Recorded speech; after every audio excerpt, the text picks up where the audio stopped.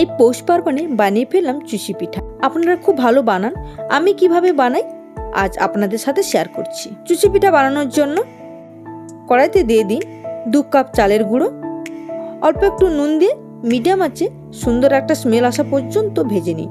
ভাজা হয়ে এলে অল্প অল্প গরম জল দিয়ে এভাবে করে নিন। এবার এটাকে হালকা ঠান্ডা করে নিয়ে একটা ডো মতো করে নিন আর এইভাবে পিঠা বানিয়ে নিন।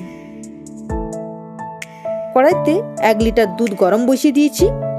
দুধটা হালকা গরম হয়ে এলে দিয়ে দিন 40 গ্রাম গুঁড়ো দুধ। ভালো করে মিশিয়ে নিন। মেশানো হয়ে গেলে এর মধ্যে দিন 2 তেজপাতা, স্বাদ মতো নুন, অল্প একটু এলাচ গুঁড়ো দিয়ে দুধটাকে খুব ভালো করে ফোটান। দুধ 1 লিটার থেকে 700 গ্রামে আনতে হবে। এই ফুটন্ত দুধের মধ্যে দিয়ে দিন বানিয়ে রাখা পিঠা। এবার এটাকে 15 থেকে 20 মিনিট ফোটান। 15 থেকে 20 মিনিট ফোটানোর পর দিন 1 কাপ চিনি দিয়ে 5 থেকে 6 মিনিট ফুটিয়ে এরকমই হলে ওভেন থেকে নামিয়ে নিন। আশা করি এই রেসিপিটা আপনাদের ভালো লাগবে। যদি ভালো লেগে থাকে একটা লাইক করে দেবেন।